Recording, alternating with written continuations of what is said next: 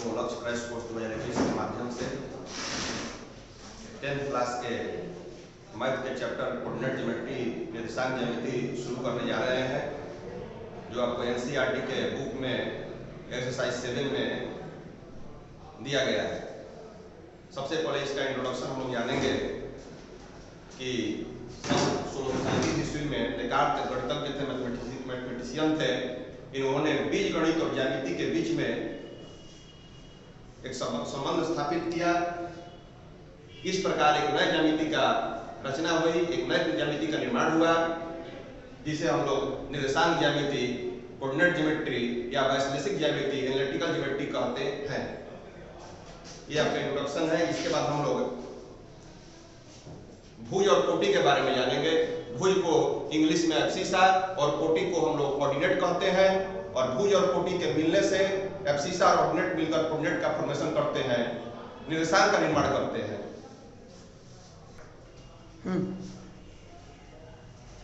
किसी बिंदु के कार्टेशियन निर्देशांक, Cartesian coordinate of A point. इसमें देखिए एक्स वाई प्लेन में एक पॉइंट पी लिए हैं, जिसका कोऑर्डिनेट है x, y। P से PM लंब x एक्सिस पर डाला गया है, और इसमें हम भुज और कोटि को रिप्रेजेंट करेंगे।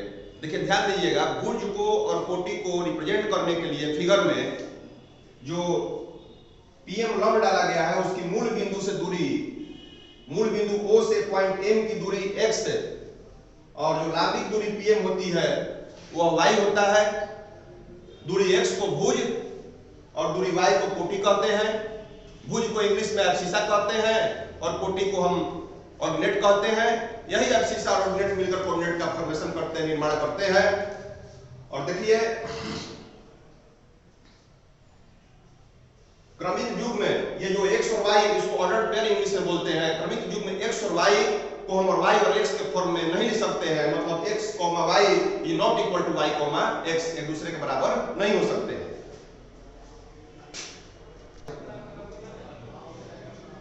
नोट में 3 नंबर हम लिखवाए हैं कि x अक्ष पर किसी बिंदु का निर्देशांक x, 0 एवं y अक्ष पर किसी बिंदु का निर्देशांक 0, y होता है। जैसे मान लीजिए कि x एक्सिस है और ये y एक्सिस है, यहाँ पर ओरिजिन है, मूल बिंदु है, ये x डैश है और ये है आपका y डैश।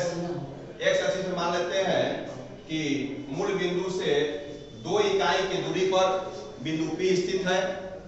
तो बिंदु P का निर्देशांक अगर क्वेश्चन में कहेगा निकालने के लिए कि बिंदु P का निर्देशांक ज्ञात कीजिए, तो x अक्ष, बिंदु P जो है किस अक्ष पर स्थित है, तो x अक्ष पर स्थित है, और x अक्ष पर किसी बिंदु का y निर्देशांक 0 होता है। x अक्ष पर स्थित किसी बिंदु का y निर्देशांक 0 होता है, और जो बिंदु P है x अक्ष से 2 यूनिट की दूरी पर है, इसका निर्देशांक हो जाएगा 2,0, 2,0, क्योंकि x अक्ष पर है और x अक्ष पर y निर्देशांक का मान क्या होता है, 0 होता है, और 2 यूनिट की दूरी पर है तो x निर्देशांक का मान क्या होगा, 2।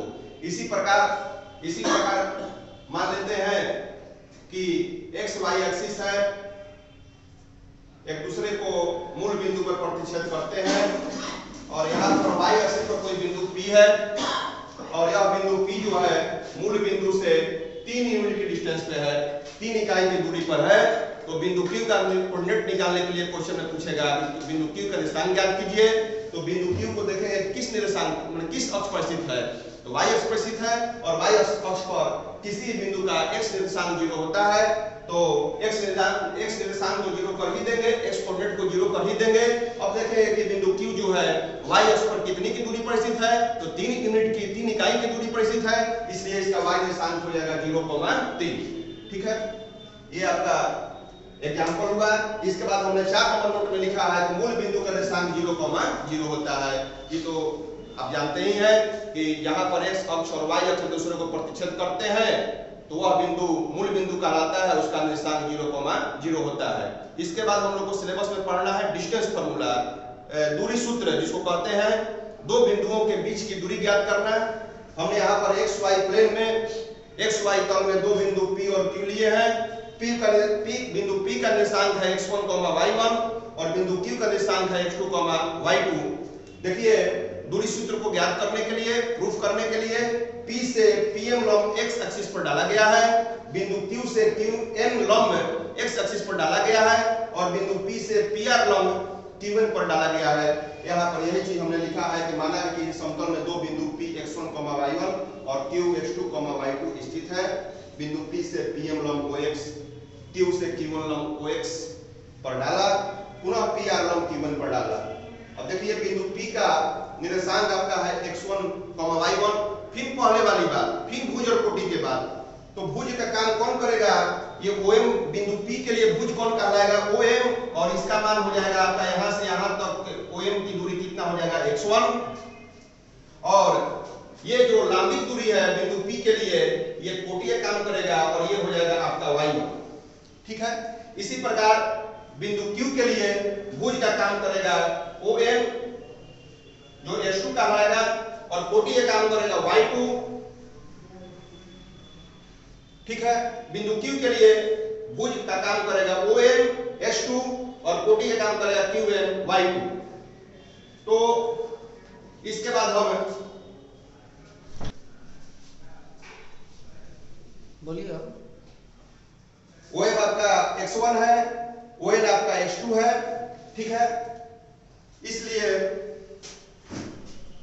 इसलिए दूरी अगर हम mn निकालना चाहते हैं, mn इक्वल टू हो जाएगा आपका ON minus OM is equal to हो जाएगा x2 माइनस x1। और जो mn है चूंकि लंब डाले हुए हैं तो PMNR एक आयत भी होगा और आयत की आमने सामने की भुजाएं बराबर होती हैं, आयत की सम्मुख भुजाएं बराबर होती हैं और आयत के आमने सामने का कोण कितने का होता है? 90 डिग्री का होता है। तो PM जो MN जो है ये PR के बराबर होगा क्योंकि सम्मुख भुजा है और MN और PR आपस में बराबर होगा। मतलब जो मान MN का x2 x1 होगा वही मान PR का भी x2 x1 होगा, x2 x1। इसी प्रकार अब दूरी हम निकालेंगे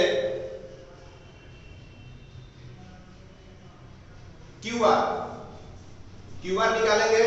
तो QR निकालेंगे तो आपका इसको QN में से पूरा दूरी QN है और QN में से RN को माइनस करेंगे। तो QN आपका निकाले है y2 और RN जो है PM के बराबर होगा क्योंकि PMNR एक आयत है और आयत की सम्मुख भुजाएं PM और RN भी आपस में बराबर होगी। ये y1 है तो RN भी कितना हो जाएगा? y1। RN भी आपका y1 हो जाएगा तो y2 माइनस y1। इसलिए संपूर्ण त्रिभुज PRN में PRQ में पाइथागोरस प्रमेय से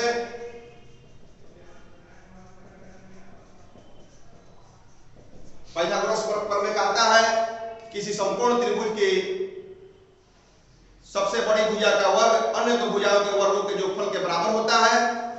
इसलिए संपूर्ण त्रिभुज PRQ में PQ स्क्वायर इक्वल टू सबसे बड़ी भुजा PQ कहलाएगी क्योंकि हाइपोटेनस है, कर्ण है और सबसे संपूर्ण त्रिभुज की बड़ी भुजा होती है QR स्क्वायर, लंब का स्क्वायर और आधार आपका है PR square. PQ square equal to QR का मान निकाले हैं y2 माइनस y1 का होल स्क्वायर और PR का भी मान हम निकाले हैं, MN और PR आपस में क्या है? बराबर है। इसका मान निकाले हैं x2 माइनस x1 का होल स्क्वायर। तो यहां से हम दो बिंदुओं P और Q के बीच की दूरी निकाल लेंगे। इसलिए PQ इक्वल टू स्क्वायर है, अब हटेगा अपने कोई साइड में वर्गमूल रूट लेगा, root under root x2 minus x1 का whole square plus y2 minus y1 का होल स्क्वायर। क्योंकि डिस्टेंस ऋणात्मक नहीं होता है, डिस्टेंस में कभी भी आप माइनस 10 सेंटीमीटर माइनस 20 सेंटीमीटर नहीं देखे हैं क्योंकि डिस्टेंस दूरी हमेशा धनात्मक होता है। इसलिए इसको मॉड के अंदर रखते हैं क्योंकि मॉड जो अपना पॉजिटिव मान डिस्टेंस को निगेटिव रहेगा तो पॉजिटिव में कन्वर्ट करता है। तो मॉड पी की equal to x2 minus x1 लिखिए, चूंकि स्क्वायर है या x1 माइनस x2 रखिए, मान में कोई अंतर नहीं पड़ेगा। x2 माइनस x1 का whole square plus y2 minus y1 का होल स्क्वायर, या आप मॉड पी की इक्वल टू लिख सकते हैं x1 माइनस x2 का whole square plus y1 minus y2 का होल स्क्वायर। इससे मान में कोई, यही आपका दो बिंदुओं P और Q के बीच दूरी सूत्र है। देखिए दूरी सूत्र का एक प्रमेय है, मूल बिंदु 0,0 से किसी बिंदु की दूरी ज्ञात करना है। माना कि एक्स वाई प्लेन में कोई बिंदु P है जिसका कोऑर्डिनेट है x, y, और मूल बिंदु से इस बिंदु P की दूरी मतलब OP ज्ञात करनी है। ज्ञात करने के लिए हमने बिंदु P से PM लंब x एक्सिस पर डाला। लंब डालने के बाद जो दूरी OM होगा, फिर वही दूरी को रिप्रेजेंट करेंगे, प्रदर्शित करेंगे, x होगा, और PM जो होगा दूरी, लंबित जो दूरी होगा वो OT होगा, वो y होगा। इसलिए दूरी OM बराबर x एवं PM बराबर y होगा। क्योंकि संपूर्ण त्रिभुज POM में पाइथागोरस प्रमेय से